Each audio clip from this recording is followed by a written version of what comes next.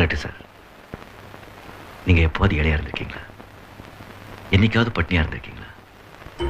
பயில நாளானா காசு இல்லாம அலைஞ்சிருக்கீங்களா?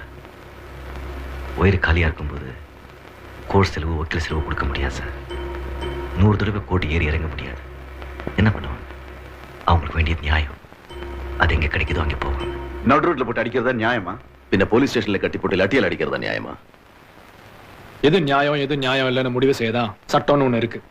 அதை செயல்படுத்த நாங்களா இருக்கோம். நீங்க எது செஞ்சாலும் சரி, நாங்க செஞ்சா தப்பு. கோர்ட்டும் அரசாங்கமும் சட்டப்படி செய்ய வேண்டியதை தேவராஜும் சூர்யாவும் செய்யறது தப்பு. 100 அடியால் வச்சு இந்த ஊரை நடத்துறது தப்பு. நல்லா இருக்கு சார். உங்ககிட்ட ஒருத்த பெட்டிஷன் கொண்டு வந்தா அதை நீங்க பார்த்துட்டு இது சரி இது தப்பு, இவனு பட்டா கொடு இவனு கொடுக்காத, நீ இப்படி செய் நீ அப்படி செய் அப்படி நீங்க சொல்லலாம். அதே மத்தவங்க செஞ்சா தப்பு. கூப்பிட்டு வச்சு மீட்டிங் போட்டுடுவீங்க. கலெக்டர் உதவி செய்யலாம், மத்தவங்க செய்யக்கூடாது.